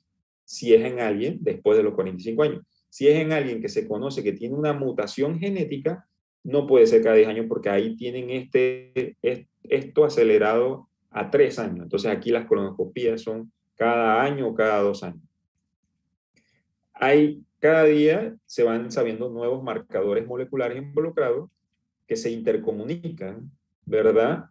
Y cambian la célula epitelial del mesénquima, que hacen disrupciones de las conexiones celulares que tienen que ver con las metástasis, y tienen mucho que ver con las quimio para metástasis en las etapas 4 que dan los oncólogos médicos. El cáncer más frecuente, en un 80%, es el cáncer ambiental. ¿Cuál es el cáncer ambiental? Cuando tengamos más de 45 años, no tengo ningún antecedente familiar, o puedo tener que mi abuelo a los 90 años le dio cáncer de colon, pero ese abuelo a los 90 años, ese cáncer es ambiental, es esporádico, es por envejecimiento. Mientras que si yo tengo que mi abuelo se murió a los 45 años de un cáncer de colon que le dio a los 40, ese está antes de los 50 años, ese puede ser un cáncer hereditario. ¿Okay? Y el hereditario solamente es un 20%. Y de ese 20% hay un 5% que tienen alteraciones genéticas, que son los sindrómicos, que es la poliposis adenomatosa familiar, y es el síndrome de Lynch, que es el otro. El cáncer, usted no ve a nadie que esté contabilizando cuántos cánceres se mueren por día como el coronavirus, pero es alarmante que en el mundo se mueren casi 10 millones de personas al año por cáncer en el 2018, y el coronavirus se murieron 5 millones a lo largo de la pandemia. Como ven, en el 2018 hubieron 18 millones de cánceres, y de esos 9 millones, la mitad murieron. De esa mitad, el 10% eran cáncer colorectal. ¿Ok? El cáncer más frecuente de incidencia a nivel mundial es el pulmón, después mama, colon y recto y próstata.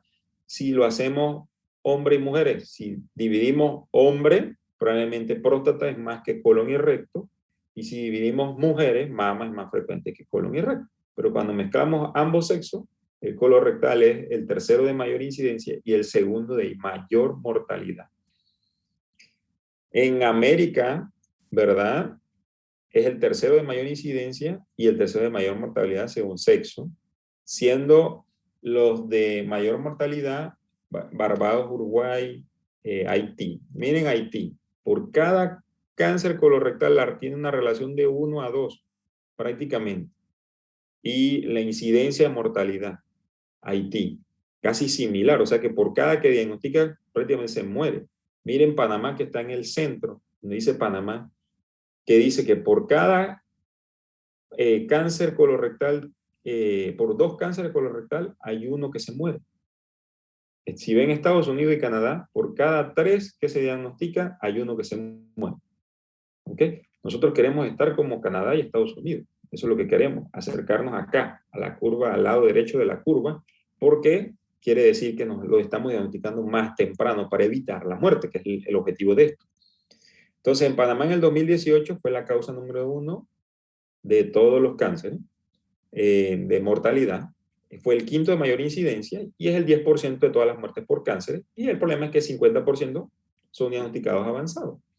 Como ven, si ustedes separan las enfermedades cerebrovasculares de las isquemias cardíacas, los tumores malignos es la primera causa de muerte. Pero si ustedes mezclan las enfermedades cerebrovasculares con las isquemias cardíacas, ellas serían las número 1 y las número 2 serían los cánceres. Por eso que los cardiólogos se tiran bomba de que ellos tratan la enfermedad, tienen que prevenir la causa número 1 de muerte en Panamá, porque ellos mezclan estas dos. Y los accidentes, todo lo que ustedes ven en la crítica, que se matan y se mueren y todo, es la mitad de los cánceres que se están muriendo en el oncológico, o en el Santo Tomás, o en el seguro, en cualquier hospital. Como ven, en el 2018 fue el número 1 y en el 2019 fue el número 3, ya que el número 1 fue estómago y próstata por 13 casos más. Como ven, factores de riesgo, a medida que pasamos la barrera de 45 años, la incidencia aumenta y la mortalidad aumenta inmediatamente. O sea que hay un tema de edad. En Estados Unidos, después de los 50 años, ven que hay un deterioro, un descenso de la incidencia y la mortalidad, mientras que hay un aumento en la incidencia y en la mortalidad en gente menor de 50 años. Se cree que es por el estilo de vida que nosotros, los que somos menores de 50 años, llevamos. De poco ejercicio, mucha comida en la calle, lo que nos gusta, mucho licor, mucho tiempo sentado, falta de actividad, por la tecnología, porque somos la era teóricamente tecnológica. ¿Qué otros factores de riesgo tengo? Bueno, los antecedentes familiares. Si tengo 2, 3 primos, 2, 3 tías, esos son antecedentes familiares. Si tengo un antecedente familiar de primer grado de consanguinidad, papá, mamá, hermano, hermana, hijo, hija, esos son un factor hereditario más fuerte que si son de segunda o tercera generación. Si tengo antecedentes personales o familiares de pólipos, si tengo antecedentes de enfermedad inflamatoria personal, antecedentes de radiación y el estilo de vida, que es el que nosotros podríamos controlar.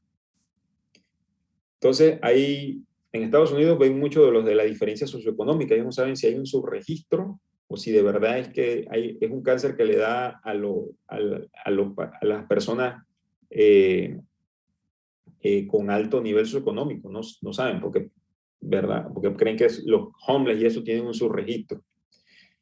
Hay estudios que hablan de la microbiota y la microbiota tiene que ver mucho con la dieta proinflamatoria. Exceso de carne roja, exceso de carnes procesadas, las carnes enlatadas, salami, todo eso enlatado, salchichas, los embutidos, eso, tiene un exceso de aminas heterocíclicas e hidrocarbonos policíclicos que estimulan una inflamación en la mucosa y hace que salgan los pólipos y que crezcan y haya displasia.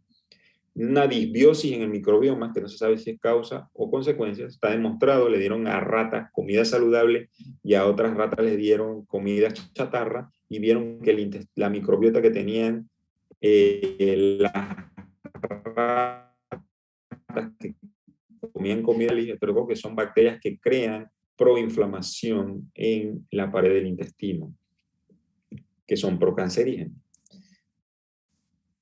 ¿Cómo yo puedo saber si prevenir esto? Bueno, eso se llama tamizaje. ¿Cuáles son los estudios de tamizaje o de prevención de cáncer colorectal? Hay dos tipos, las pruebas de heces, que son las más baratas, pero son las menos efectivas, y están las pruebas de evaluación estructural, que son más efectivas, pero tienen más riesgo y son más costosas. La sangre oculta en heces es la más común, se tiene que hacer cada año, es a base de guayaco, se tiene que tomar 3 muestras, una por día, 3 días consecutivos, en la mañana temprano, llevar la muestra en menos de 30 minutos, que sea evaluada por el técnico de laboratorio, y debí haber evitado comer cosas que me produzcan un falso positivo, como carnes rojas 2, 3 días antes, brócoli, nabo que pueden producir, o haberme lastimado en mi cepillado y tragarme mi propia sangre, puede dar sangre oculta positiva. Está la prueba de inmunohistoquímica fecal y la de inmunohistoquímica DNA fecal. La DNA tiene hasta 90% de sensibilidad y una especificidad como de un 75%. La inmunohistoquímica fecal tiene como un 80 y 70 sensibilidad y especificidad. Y la de guayaco tiene una sensibilidad como de 70% y una especificidad como de un 50%. No son muy sensibles y específicas, son más baratas. La ventaja de la inmunohistoquímica fecal y la del DNA fecal es que no me tengo que inhibir de comer cosas días antes de hacerme la prueba, a diferencia de la del guayabo. También, como el 60% de los pólipos, porque tú lo que quieres en el tamizaje es ver si el paciente tiene pólipos, que es lo que le va a dar cáncer de colorectal al 80% de los pacientes, que es el ambiental o esporádico, que es por los pólipos.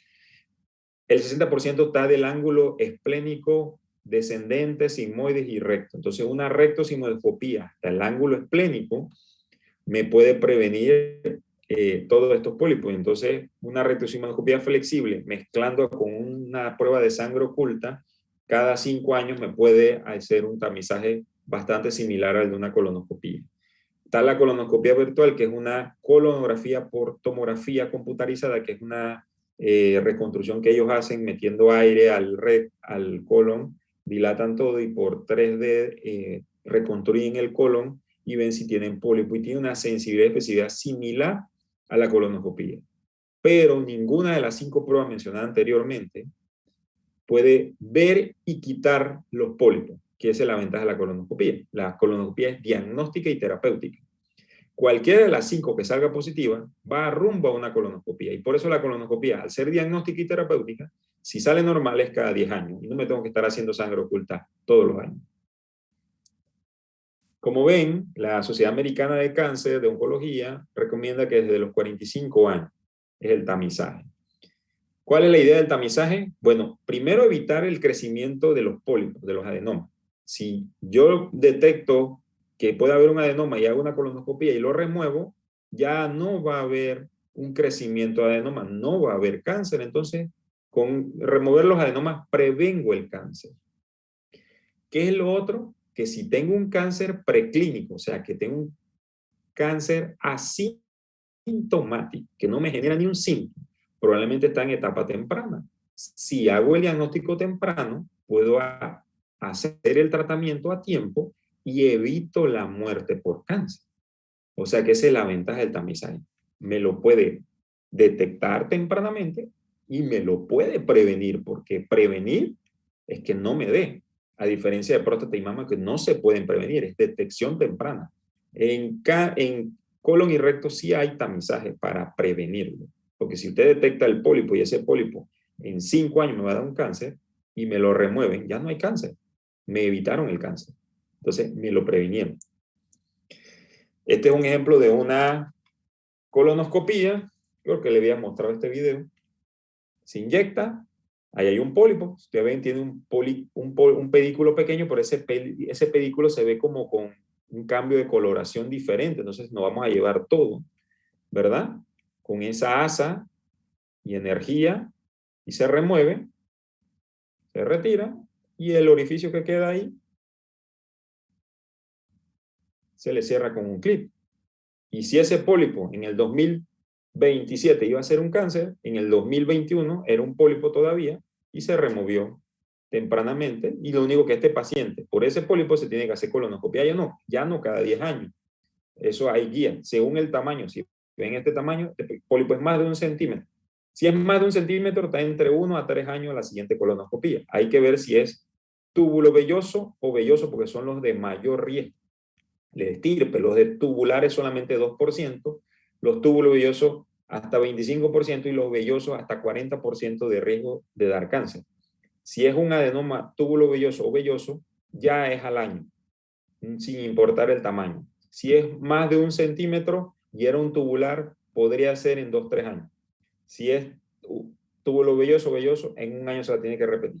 Si era una displasia moderada o displasia severa, que tiene que ver con la distorsión estructural histológica que tenía de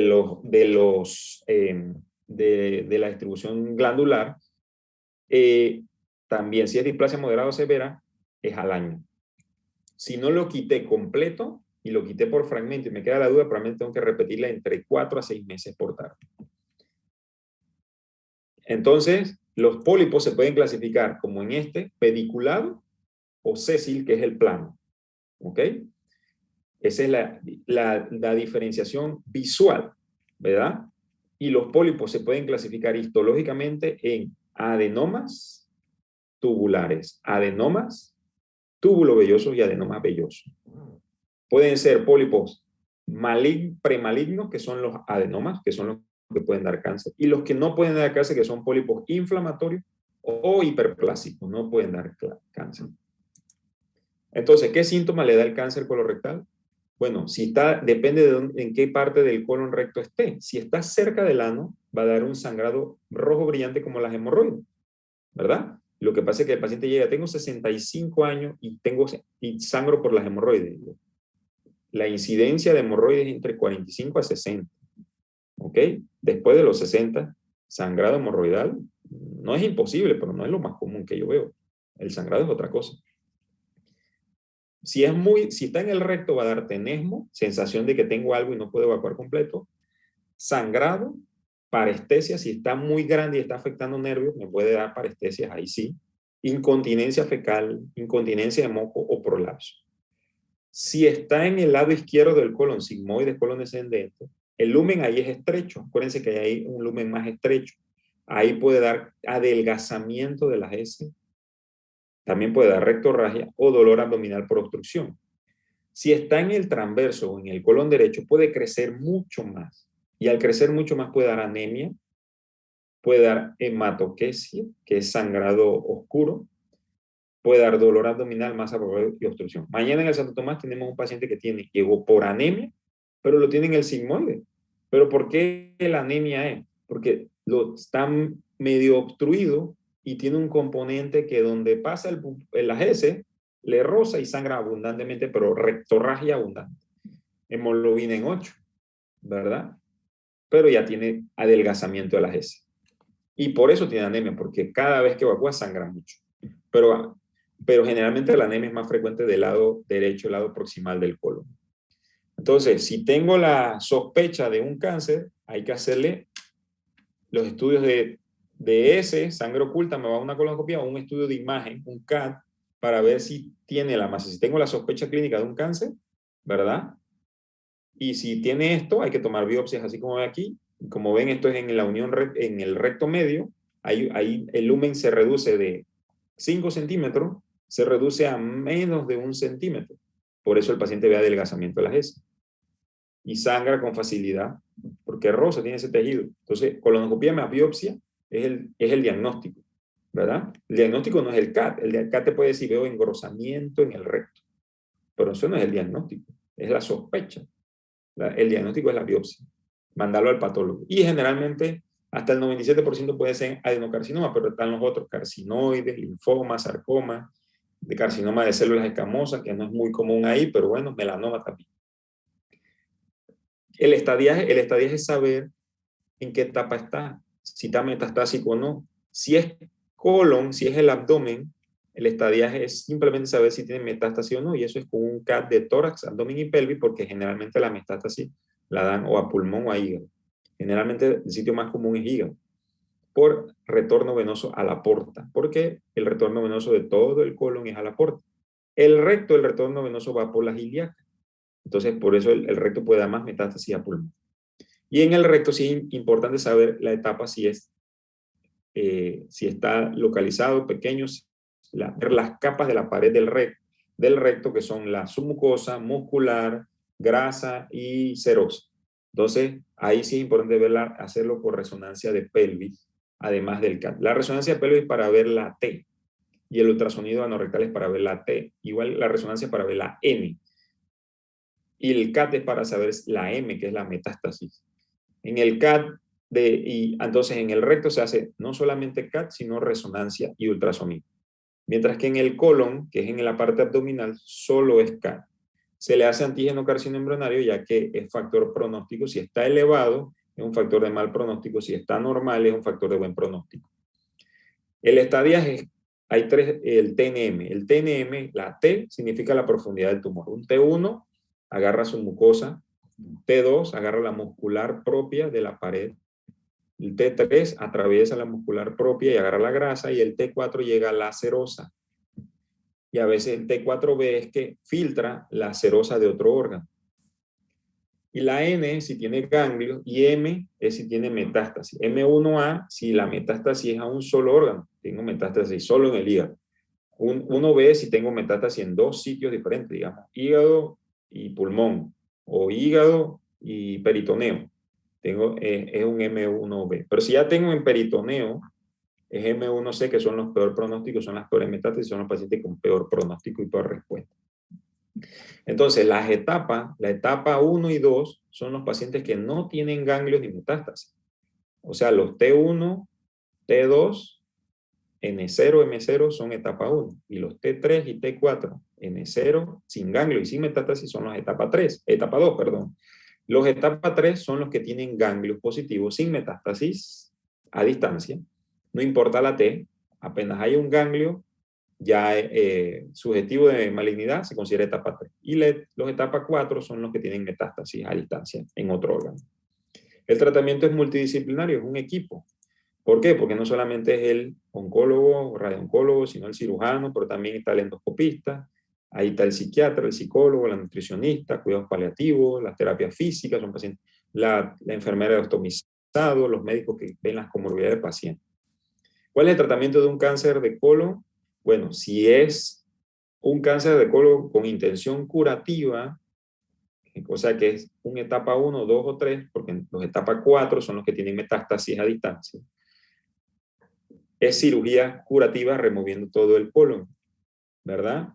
Y si son etapa 2 y etapa 3, se les da quimioterapia después de la cirugía. Ese es el tratamiento. Los cánceres de colon que son metastásicos solo se operan si tienen síntomas. Por ejemplo, un cáncer de colon sigmoide con 5 metástasis en el hígado y 2 metástasis en el pulmón, pero si está obstruido en el sigmoide, hay que hacerle algo, porque si no, se va a obstruir y va a morir de la obstrucción, se va a perforar el colon. Entonces, ese paciente, antes de darle quimioterapia, hay que resolver el síntoma, la obstrucción. Por ejemplo, el de mañana, si tuviera el de mañana porque él sangra y le baja la hemoglobina a 8, 7, aunque tuviera metástasis, tendríamos que operarlo y quitarle el tumor porque no lo puedo mandar quimio con ese tumor que le está sangrando. Entonces, los metastásicos, si están sangrando o están obstruidos, hay que hacerles algo. Si están obstruidos, se puede poner un stent o sacar una colostomía. Si están sangrando, se remueve el cáncer y después se le manda la quimioterapia. Pero si el paciente no tiene ningún síntoma, no está obstruido, no sangra, está todo bien y tiene metástasis, ese paciente no se toca, ese paciente se manda directo a quimio para tratar las metástasis. Y dentro de la metástasis hay metástasis. Está el término de oligometástasis, que son poquitas metástasis, y se puede hacer cirugías de las oligometástasis, ¿verdad? Y luego operarle el tumor primario. Si el tumor primario fue un cáncer de colon sigmoide, primero hago la metastasectomía del pulmón o del hígado y luego la cirugía del sigmoide. Pero si es una metastasectomía de hígado única, chiquita, en cuña, se pueden hacer las dos cirugías al mismo tiempo, la cirugía del colon y la cirugía de la metástasis. Y se le da quimio y antes y después de todo esto. Mientras que el recto es importante saber si es un T1 que nada más agarra su mucosa y muscular. Si es un T1, si nada más agarra su mucosa y no tiene ganglio, yo le puedo hacer una excisión local. Y T2, excisión local y adyuvancia o neoadyuvancia, o en pólipos avanzados también puede ser excisión local. ¿Qué es esto de la excisión local? Lo que yo les mostré la vez pasada, que quitamos ese pólipo que pensábamos que era un cáncer, parecía que era un T1, que al final salió que era un T in situ, o sea, era una displasia severa. Eso se reseca y se sutura. Y se manda y se cierra eso por mínima invasión. Eso es una decisión local. La decisión total de mesorrecto y protectomía es quitar el recto junto con el mesorrecto. Y hay dos formas, hacer el abdominoperineal que quedaría con colostomía para toda la vida y sin ano, o hacer una cirugía preservadora de ano, o sea, preservarle los esfínteres al paciente. Y pueden ser para los etapa 1, que no califican para decisión local, pueden ser para los etapas 2 y 3, pero a esos pacientes 2 y 3 primero se les manda quimio-radioterapia y después regresan y se les hace la excisión total de mesorrecto con la resección del recto y haciéndole una coloanonastomosis.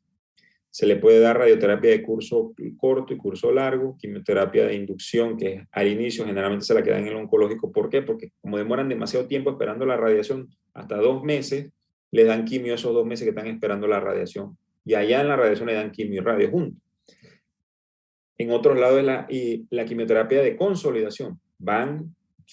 En 2 semanas le dan la quimio y la radio, duran 1 mes en eso, y después quedan un tiempo esperando para ser evaluados a ver la respuesta a eso. En ese tiempo de espera se les da más quimio y se ha visto, se llama consolida, o sea, amplía más la respuesta de la quimio y la radio.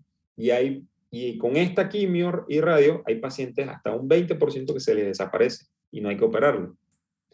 Y eso se llama watch and wait, o sea, ver y esperar, que puede ser accidental o intencional. Y hay pacientes que son candidatos. ¿Cuáles son los candidatos? Los que tienen el cáncer de recto en el recto inferior, cerquita a los esfínteres. Entonces tú quieres evitar esa cirugía abdominoperineal, un estadio 2 o 3, y le puedes dar quimio, radioterapia con quimioterapia de consolidación, ¿verdad? Y evalúas la respuesta, y si la respuesta es cercana a respuesta completa por rectosigmoidoscopía, por resonancia y por tacto rectal, clínica, imagenológica y endoscópica, tú puedes esperar y hacerle vigilancias cada 6 a 8 semanas hasta que veas la respuesta completa como la imagen que ven en el algoritmo. Y lo puedes dejar en vigilancia así cada 3 a 4 meses hasta que cumpla 2 años y después cada 6 meses por 3 años más. Si el paciente no mostró ninguna respuesta de un 90% más en el tiempo que esperaste de 8 semanas de terapia de adyuvancia y terapia de consolidación, entonces va a la resección. Y nuevamente los cánceres de recto metastásicos solamente se operan los sintomáticos, se les saca colostomía, si están obstructivos se les pone un stent. Y lo mismo los que son poquita metástasis se puede hacer todo en el mismo tiempo. Este es un cáncer metastásico. Aquí ven del colon sigmoide, ven ese lumen, ahí no pasaba nada, tenía metástasis en el hígado, nada más pasaba esa guía, pasamos la guía y le pusimos un stent al paciente, por guía fluoroscópica, para evitar que se obstruya. Estos son nuevos métodos de manejar un cáncer obstructivo metastásico. Y se le pone un stent que pueden ser absorbibles o no absorbibles. Este es un no absorbible, porque yo no sé si va a responder o no a su tratamiento oncológico, y ahí se ve que abre. Y así el paciente se evita una colostomía y se va para su oncológico al día siguiente y que empiece su quimio lo más rápido que pueda en el oncológico. Este paciente respondió bien a la quimio y está pendiente de quitarle el tumor primario porque prácticamente en el hígado se desaparecieron las metástasis con la quimio. Si le quitamos el primario, podríamos decir que está en vigilancia, que está curado y está en vigilancia que no le vuelva a ocurrir. Como ya ustedes ven con el doctor Matos, lo de ERAS, que son protocolos de recuperación rápida, fase preoperatoria, preoperatoria y postoperatoria, lo que se trata es de que el paciente cuando va a una cirugía de colon se recupere lo más rápido posible. Ahorita tengo un paciente que operé el sábado en San Fernando, una enfermedad biarticular. Ayer domingo le inicié dieta líquida y en la tarde le di dieta blanda.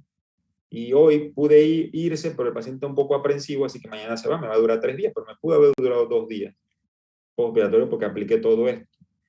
Lo mandé a hacer ejercicio antes, le di órdenes preestablecidas, lo mandé a comer carbohidratos antes, el ayuno solo de 2 horas, le preparé el colon, le di antibióticos orales, intravenoso, le di inmunonutrición con suplementos proteicos antes de la cirugía, el anestesiólogo dio medicamentos para el dolor que no dieran hilio postoperatorio, dimos medidas de prevención para el hilio postoperatorio, evitar morfina, opioides, dimos profilaxis antiemética, no saturamos de hidratación intravenosa, hicimos un abordaje mínimamente invasivo, evitamos el uso constante de drenaje, que se mueva tempranamente, ella ya estaba caminando por toda la sala, dieta temprana, que mastique chicle, que tome café porque es procinético,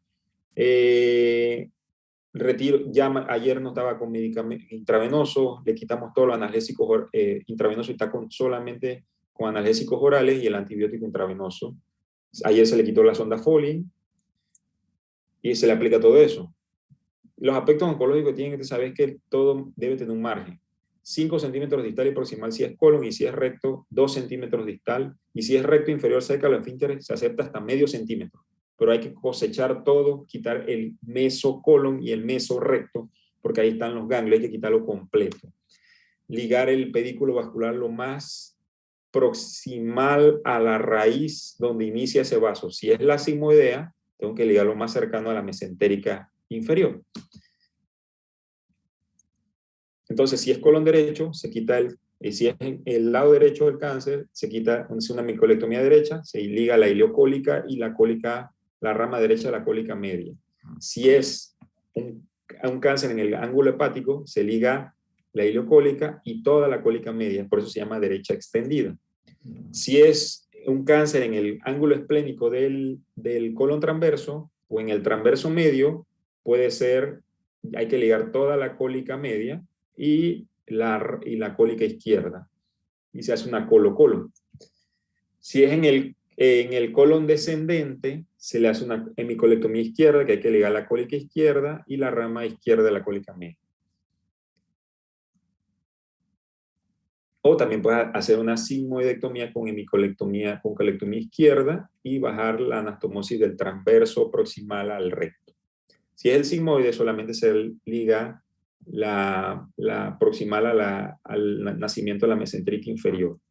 Si es todo el colon, se quita todo el colon y se preserva el recto y se anastomosis el intestino delgado al recto.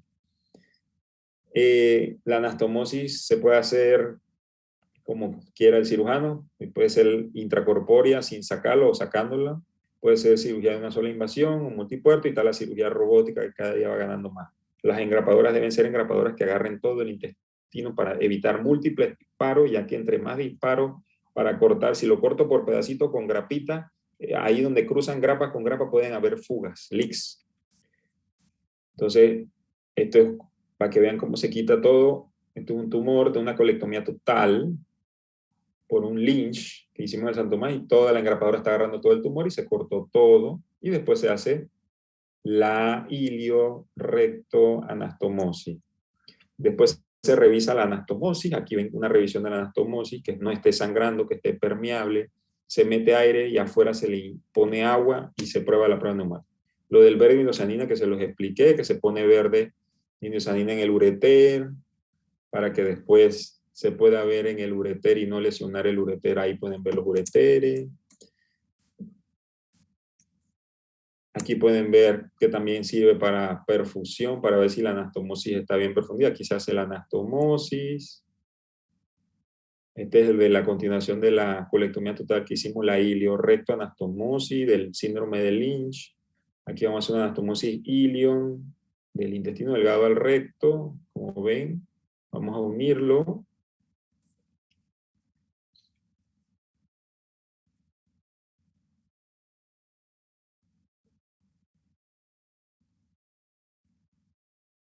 Se verifica que esté bien y se hace lo de la perfusión, medir la perfusión a prueba neumática, se inyecta, se tira agua en la pelvis, se inyecta aire para ver que no fugue nada. Y aquí se hace lo del verde indocyanina, que tiene que estar perfundido de verde.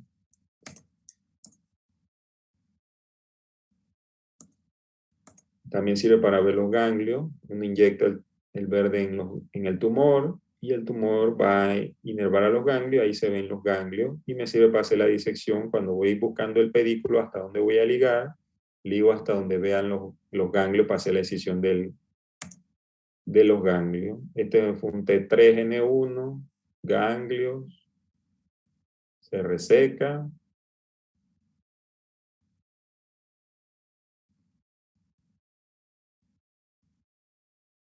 Se identifica el ureter, que también estaba pintado de verde, ahí se ve.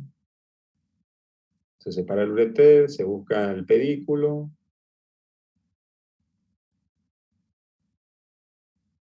Es la arteria hacia la raíz de la mesentérica inferior. Se liga, se corta. Después se busca la vena. Ahí está la vena. Y bueno, ustedes pueden ver en la revista Médico Panamá hay un trabajo del Hospital Santo Tomás de cirugía donde se demuestra que la cirugía laparoscópica mínimamente invasiva contra la cirugía abierta, simplemente la laparoscópica aumenta mayor el tiempo quirúrgico menos sangrado y menos estancia hospitalaria, con igual cosecha ganglionar y la misma cantidad de complicaciones de fuga anatomosis. ¿Ok? En conclusión, el cáncer colorectal también va en aumento porque la población vive más. Lo importante no es prevenirlo, y prevenirlo en las que sabemos que tienen son los riesgos. Número 1, los que envejecen. Número 2, antecedentes familiares. Número 3, alguien que tenga un trastorno genético en la familia, que va a debutar con alguien siempre y va a avisar al resto de la familia. Los que tienen antecedentes de radiación, los que tienen antecedentes de enfermedad inflamatoria como la colitis ulcerativa, aumenta el riesgo de cáncer colorectal. El tratamiento del cáncer es costoso, prevenirlo es más barato. Operar el cáncer colorectal tiene sus complicaciones, tiene alto riesgo de usar colostomías de por vida, y como ven, el manejo es multidisciplinario. ¿Tienen algún comentario? Nuevamente me pasé 20 minutos.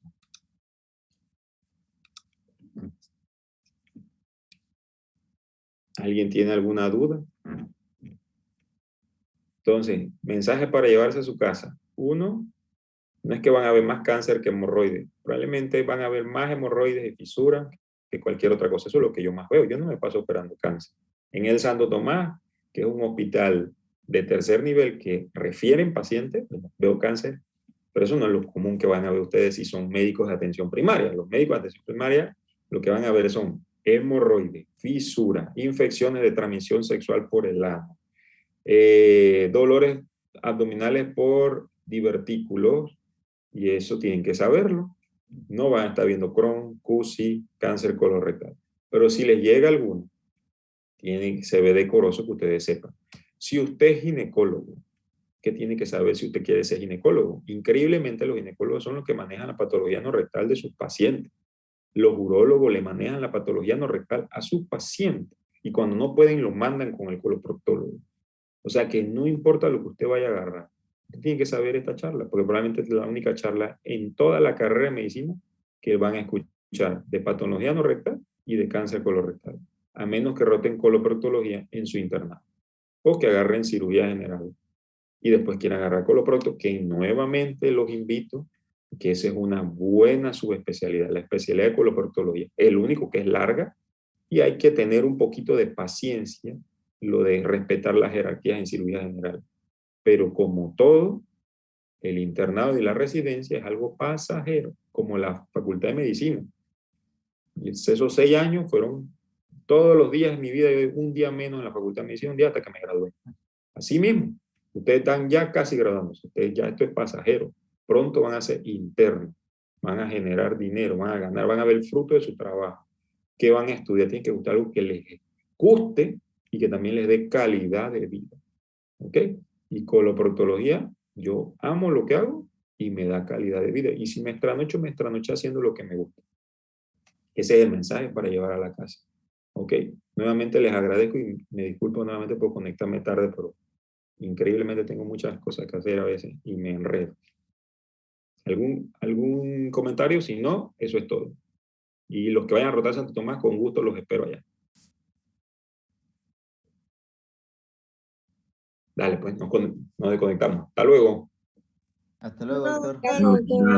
Doctor.